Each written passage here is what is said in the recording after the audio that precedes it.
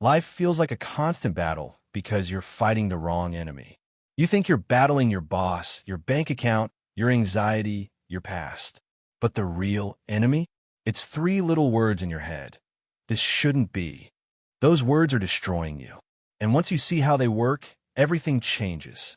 I'm talking complete transformation in how you experience every single day. Let me show you what I mean. Listen, I'm not here to blow smoke. I'm here to tell you the truth. And the truth is this. You've been lied to. You've been told that you need to fix your circumstances to feel better. Get the right job, the right partner, the right body, the right life. Then you'll be happy. Then the battle will end. Bullshit. I worked with thousands of people over 5 decades. CEOs and homeless folks, celebrities and everyday people. And you know what they all had in common? They were torturing themselves with the same irrational ideas. Here's what you're going to learn today. The exact mechanism by which you create your own suffering. Not theory, not philosophy. The actual, specific thoughts that turn normal life difficulties into constant emotional warfare. I'm going to show you a simple framework that explains why you feel the way you feel. And more importantly, how to change it. You're going to learn the 3 types of demands that keep you stuck. And by the end of this, you're going to have a completely different relationship with your problems. Not because your problems disappear, but because you'll stop demanding that they shouldn't exist in the first place. This isn't about positive thinking. It's about rational thinking. And there's a huge difference. So if you're ready to stop battling reality and start living in it, stay with me. Most people think life is hard because of external circumstances. But the battle is between what is and what you think should be. Your boss is demanding. That's a fact. Feeling miserable about it? That's your belief that bosses shouldn't be demanding. Your partner disappointed you? That's reality. Feeling devastated? That's your belief that people you love must never disappoint you. The battle isn't with the circumstance. It's with your refusal to accept that the circumstance exists. Human beings have this magical thinking. If I get upset enough, maybe reality will change. We learned as kids that crying sometimes got us what we wanted. So we carry that into adulthood, emotional tantrums against reality. But reality doesn't care about your tantrum. It just is. Every moment you spend demanding that things be different than they are is a moment of suffering. You're using your energy to argue with reality instead of dealing with reality. It's like standing in the rain, screaming it shouldn't be raining. Guess what? You're still wet. When you stop demanding and start accepting, the battle ends. Acceptance doesn't mean you like it. Doesn't mean you won't work to change it. It means you stop torturing yourself over the fact that it exists. I had a client who spent years furious at her critical mother. Not because criticism is pleasant, but because she demanded a mother must be loving and supportive. When she shifted to it would be preferable if she were different, but she's not, and that's unfortunate but not awful. The emotional torture ended. She could then decide how to handle the relationship from a place of calm rather than rage. Now, you might be thinking, okay, but how am I creating this battle? What exactly am I doing in my head? That's where most people get stuck. So let me show you the mechanism. Your emotions don't come from what happens to you. They come from your beliefs about what happens to you. This is what I call the ABC model. A is the activating event, B is your beliefs, and C is the consequences. Something happens. Your boss criticizes you. You get stuck in traffic. Your friend cancels plans. This is just a fact. That's A. Then B, this is where you come in. This is what you tell yourself about the event. This is terrible. This shouldn't happen. I can't stand this. Then C, the emotional and behavioral result. Anxiety, depression, rage, avoidance. Most people think a cause is C. Event causes feeling. Wrong. B causes C. Your belief causes your feeling. If A caused C, you'd be screwed. You can't control most events, but you can change B. You can change your beliefs, which means you can change C. This is the most empowering thing you'll ever learn. You are creating your emotional life. Same activating event. Your partner forgets your birthday. Belief 1, they must remember. This means they don't love me. This is awful. Consequence 1, devastation, rage, relationship crisis. Belief 2, I wish they remembered, but people forget sometimes. It's disappointing, but not catastrophic.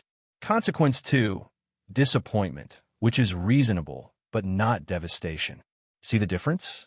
Same event, different belief, completely different emotional experience. But Albert, my feelings feel automatic. Yes, because you've practiced these beliefs for years. Are you saying the event doesn't matter? No, I'm saying your interpretation of the event determines your suffering. You can acknowledge something is unfortunate without catastrophizing it. Two people get rejected from a job. Person A thinks I must succeed at everything I try. This proves I'm worthless. They become depressed. Person B thinks, well, that sucks, but rejection is part of job hunting. I'll apply elsewhere. They feel disappointed, but not destroyed. Same rejection, different beliefs, different lives. All right, so now you know the mechanism. But let's get specific about the beliefs that screw you up the most. There are 3 core irrational demands humans make. Demands on yourself, demands on others, and demands on the world. Each one creates enormous suffering. Demand number 1. I must perform well and be approved. This is the belief that you must succeed, you must be liked, you must be competent at all times. When you don't meet this impossible standard, you feel worthless, anxious, depressed. I must give a perfect presentation or I'm a failure. You can prefer to do well without demanding it. You can want approval without needing it. The shift, I want to do well and I'll try my best, but I'm not a piece of garbage if I mess up. Demand number 2, others must treat me fairly and kindly. This is the belief that people must be nice, considerate, fair, and respectful. When they're not, and they often aren't, you feel rage, victimization, righteousness. My coworker must not be rude to me. How dare they? People will sometimes be jerks. It's unfortunate. It's not the end of the world. The shift, I prefer people be kind, but they don't have to be. I can handle rudeness without falling apart. Demand number 3, life must be easy and fair. This is the belief that life must be comfortable, that you must not face obstacles, that things must work out. When life is hard, which it often is, you feel overwhelmed, hopeless, like giving up.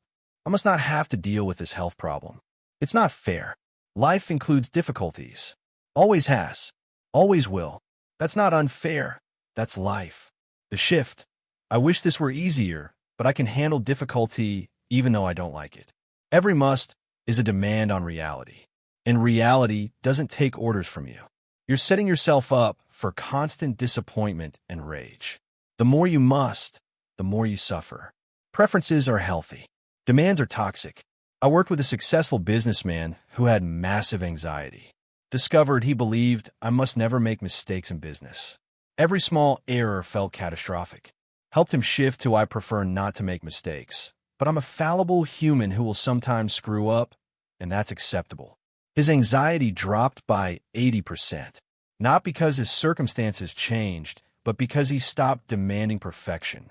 Now, when you engage in this demanding, you also tend to do something called awfulizing.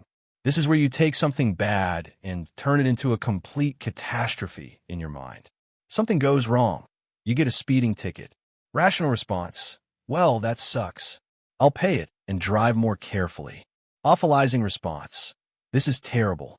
This is awful. My whole day is ruined. This is the worst. You're taking a minor inconvenience and making it a catastrophe. Ask yourself, on a scale where 0 is nothing and 100 is death or torture, where does this actually fall? Most things we awfulize are like a 15 at most. We treat them like a 99. Then there's what I call I can't stand it-itis. I can't stand this job. Really? You're standing it right now. I can't handle being alone. You're handling it. You may not like it, but you're doing it. When you say I can't stand it, you're lying to yourself. And your brain believes you. So you feel overwhelmed. The truth, I don't like this, but I can stand it. I'm standing it. We awfulize because drama feels important. If everything is awful, then our suffering feels legitimate. We learn that exaggerating pain gets attention, sympathy, sometimes help. But mostly, we just haven't questioned this habit. How do you stop? Catch yourself using words like terrible, awful, horrible, can't stand. Ask, is this really awful? Or is it inconvenient, disappointing, frustrating? Replace, this is unfortunate or this is a pain in the ass, but I can handle it. You're training your brain to see reality accurately instead of catastrophically. I had a client who said they couldn't stand living with their chronic pain. I asked, "Are you alive? Are you standing it right now?" They realized they were standing it. They just hated it. That shift from "I can't, I don't want to, but I am" gave them back their power. They went from victim to someone coping with a difficult situation. All right, so you're starting to see the patterns, right? Demanding, awfulizing, claiming you can't stand things. But here's where it gets really interesting. Even when you change your thinking, you might still feel uncomfortable. And that's actually okay. Most of your battle with life is actually a battle with discomfort. You think discomfort means something is wrong. It doesn't. Discomfort is just part of being human. We're wired to avoid discomfort. That made sense when discomfort meant tiger nearby. Now your brain treats social anxiety, boredom, frustration, uncertainty the same way. Danger, avoid. So you avoid difficult conversations, challenging tasks, anything that feels uncomfortable. But avoidance makes your life smaller and smaller. And the discomfort doesn't go away, it grows. Anxiety before presentation, that's your body getting ready to perform, not a catastrophe. Sadness after a loss, that's grief. It's appropriate, not something to fight. Frustration when learning something new, that's growth. Your brain building new pathways. Stop treating every uncomfortable feeling like a 5-alarm fire. Everything you want requires discomfort. New relationships, career growth, creative work, health improvements. People with low discomfort tolerance have limited lives because they're constantly running from feelings. People with high discomfort tolerance have rich lives because they're willing to feel uncomfortable in service of their goals. Stop telling yourself discomfort is awful. It's just uncomfortable. Practice. I don't like this feeling, and I can handle it. Do small uncomfortable things deliberately. Have the awkward conversation. Try the new thing. Sit with the anxiety instead of distracting. Each time you tolerate discomfort, you prove to yourself you can. Your tolerance grows. Think about going to the gym. When you lift weights, your muscles feel uncomfortable, sore, strained. Does that mean something is wrong? No, that's how muscles grow. Same with emotional discomfort. When you do something scary or challenging, you should feel uncomfortable.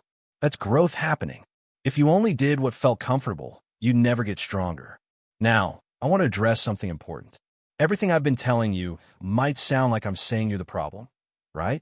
Like you're doing everything wrong. But that's not it at all. You are not your behaviors. You're not your thoughts.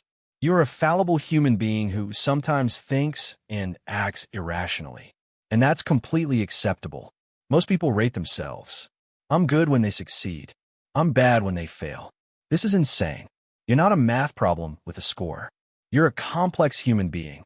When you rate yourself based on your performance, you put your worth on the line every single day.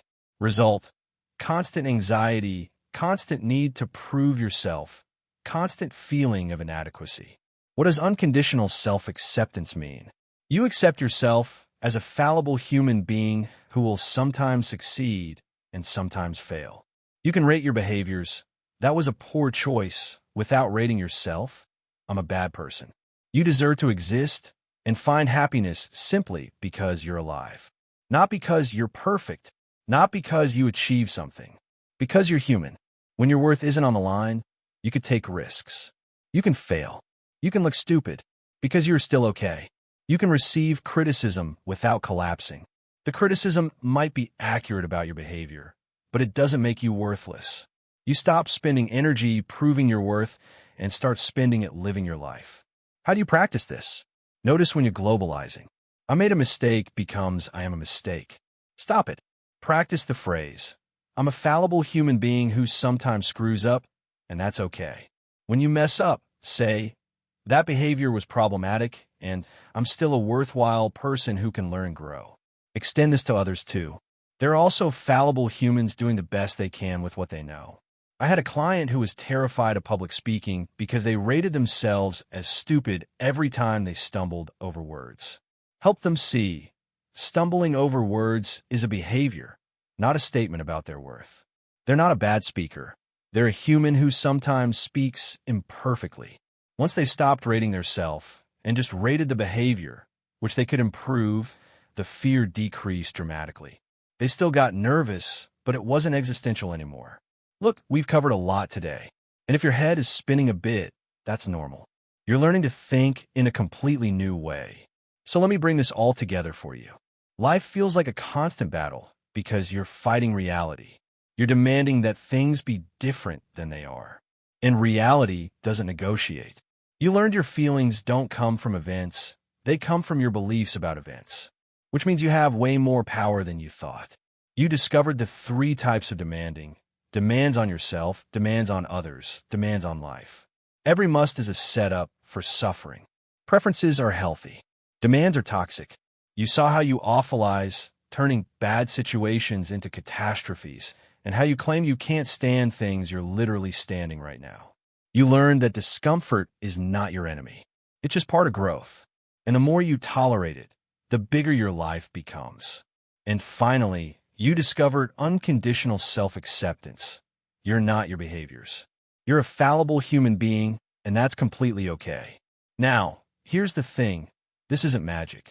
Your brain has been practicing irrational beliefs for years, maybe decades. You're not going to change overnight, but you can start today, right now. Next time you feel like crap, ask yourself, what am I demanding? What am I awfulizing? What discomfort am I refusing to accept? And then change the belief, not the circumstance, the belief. That's how you stop battling life and start living it. Now, everything I just taught you works if you actually practice it. But there's one thing that trips people up more than anything else. One specific thought pattern that keeps you stuck even when you know all this stuff. It's called emotional reasoning, and it's probably sabotaging you right now without you even knowing it. I break down exactly how emotional reasoning works and how to beat it in my next video. Click it right now while this is fresh in your mind. Trust me, this is the missing piece.